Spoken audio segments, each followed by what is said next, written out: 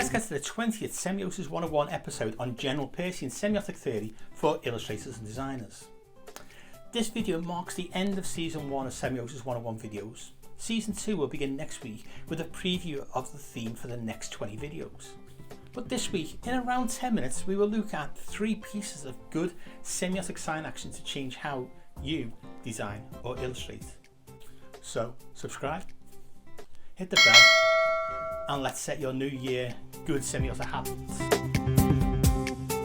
Welcome to this week's talk and the final video of Season 1. In Season 1 of Semiosis 101, I have covered all the main entry points for designers and illustrators to Peirce's semiotic theory of semiosis, sign action, all discussed in designer-centric terms. Now, this final video will be a plenary to put Season 1 into a visual communication context. This plenary will focus on 3 pieces of good semiotic sign action that can change how you design or illustrate. The 3 semiotic habits are: craft the aesthetic iconically, center your audience in your visual language, and semiotically hook their attention and keep them engaged. To begin to semiotically change how you work, the first step begins with your audience. Who are they? What do they know already? What are their experiences? These starting points will benefit you. The aim of effective visual communication is to be noticed, be understood, and be remembered. This is not by fellow creators, but by our target audience. The aesthetic we employ in our work gets the audience's attention. It gets their notice or not. After all, aesthetics is quite a subjective thing. So how can we, as creatives, as illustrators and designers, win when the subjective cards are against us? After all, we cannot please all the people all the time, right? Well, that is why we describe our audience as targets. That narrows the field from everyone to just these people who are X. It is in understanding the common factor X in our researching of our target audience that we get keen insights to who they are, what they have commonly experienced, what they already know. Even a basic and cursory examination of who our audience will prove beneficial for any designer or illustrator. My late father was a bespoke tailor, a craftsman, who always despaired over off-the-peg garments. While that always made me laconically smile, he did have a point which stuck with me within a different creative industry. We spent time in our design school education to develop the technical skills within our specialism to do the job of designing and illustrating. But when do we consider what the audience would appreciate rather than what the client wants? We learn that as we get more experience and we improve our effectiveness.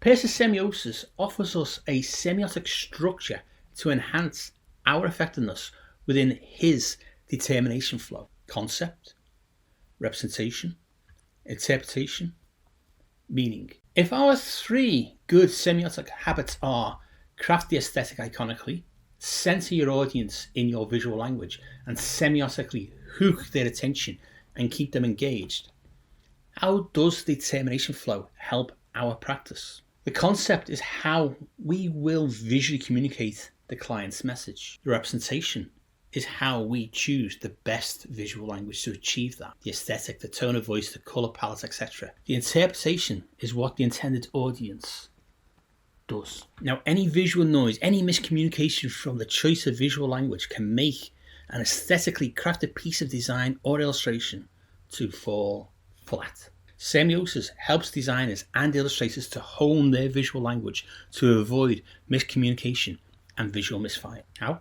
Unlike other semiotic theory that is dyadic 2, semiosis is triadic 3. The audience is embedded. So the first good semiotic habit to employ is to craft the aesthetic iconically. To think of the visual building blocks of your aesthetic's visual language from an audience's perspective. Okay, this can be at face value seen as extreme micro-focusing, but stay with me. You saw in videos 10 and 12, or 10 to 12, how the basic semiotic building block of visual meaning is iconic representation. Now, forget all the other meanings of for icon or iconic you know. The Peircean icon is the first level of sign action to represent the intended concept. Think iconic representation as a resemblance to, or that reminds me of, rather than exemplary, classical, seminal, important, etc. Think of a semiotic icon as an element of semiotic representation rather than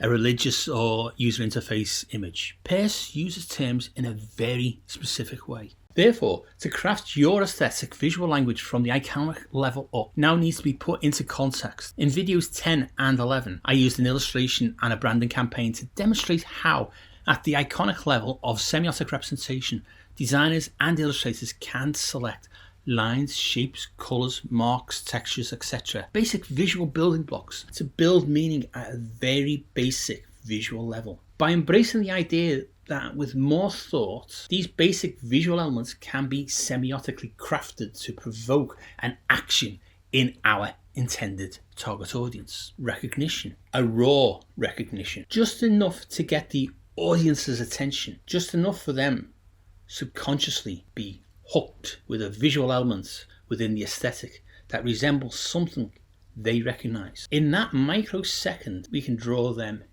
in further. The visual crafting of iconic elements to build your visual language into an effective aesthetic is in the power of all illustrators and designers who pay attention to sign action. By being mindful of the crafting of the basic visual building blocks of your visual language, you are naturally centering your target audience.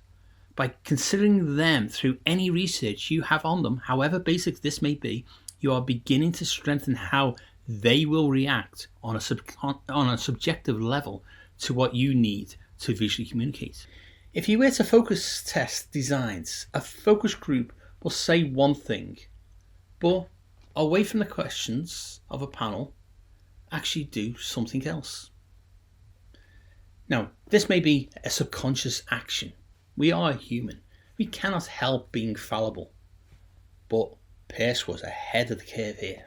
Remember, a semiotic sign is a visual hint to nudge the audience from mere noticing actual engagement. This invokes phenomenologically subconscious decisions to engage more deeply with our design or illustration. Ultimately, any visually communicated meaning is mediated by our aesthetic choices and visual language. Semiosis just helps us to make better informed decisions at a semiotic level. The more semiotic hints the audience responds to moves our ability to successfully visually communicate towards our intended objective. Mediation of meaning is high on Peirce's agenda for semiosis. Through centering the audience when crafting the visual language, we can tune those visual hints to what the audience will respond to. A subtle choice of colour here, a shape that resembles a familiar thing they know there. Iconically, we facilitate that mediation of meaning. How does that crafting of iconic representation centered around our target audience's prior experiences hook their attention? Well, in videos 16, 17 and 18 we explored the states in which semiotics begins to work right to the point of general mediation of meaning. In our conscious waking hours, every day there are moments when we are not aware of something, then we become aware. It is that subconscious switching that semiosis sign action begins to work. That is dependent on our audience noticing our embedded visual hints at a basic semiotic level to hook their attention. Once hooked, our visual language and aesthetic then needs to work hard to retain the audience's interest. So we need to move semiotically up our representation of the concept from iconic through indexical to symbolic. We saw in the omnibus videos 4 and 5 examples of how to keep the attention of the audience. You can frame this as creating communicational situations in which you semiotically facilitate the audience towards your objective, one visual hint at a time. And here's you just thinking you are just designing or illustrating. I know so far this all seems to be abstract thinking around how we visually communicate. I just design, illustrate, I hear some of you cry. That is fine. Peirce shows us through semiosis how to work smarter and more efficiently. Why not join them? If Season 1 of Semiosis 101 began to share Peirce's ideas using more designer-centric terms, Season 2 will go deeper. So come back next Wednesday for a Season 2 preview on the Semiotic Rosetta Stone in design. So that is our 10 minutes of Peirce's Semiosis 101 for this week and the end of Season 1. Our visual communication design work, whether it is graphic design, illustration, motion, etc., to be really successful for our target audiences, must get noticed, be understood, and hopefully be remembered by our audience. Semiosis can help designers and illustrators to perfect the first two factors, which would then lead to the third. To get your design and illustration noticed depends on many other factors, but aesthetics is a big factor in getting noticed. But aesthetics is more than a surface beauty. Aesthetics is a crafted engagement with our audience. Aesthetics cannot be understood by mere quantification or reduced to a simplified procedural scientific process. From a pragmatic point of view, yes, semiosis is pragmatic semiotic theory, and aesthetics can also be framed from a pragmatic perspective too. So, from a pragmatic view, aesthetics comes from the totality of a person acting, sensing, thinking, feeling, and meaning making in a setting including his/her perception and sensation of his/her own actions. By understanding your audience's social cultural experiences and knowledge, you can semiotically hook them in to not only notice your work, but to then understand it. That's at the iconic and firstness level. By crafting effective iconic representations to be those hooks, you can then semiotically lead the audience to the connotated meaning you want them to have, which is at the indexical secondness and symbolic thirdness level. By then considering the audience no longer as passive, but as interactors in an experience of engaging with your work, whether physically or just cerebrally, then your designing and illustration will change for the better. Next week we'll preview the new Season 2 of 20 Semiosis 101 videos with the Semiotic Rosetta Stone of Design. This is what I do. Hi!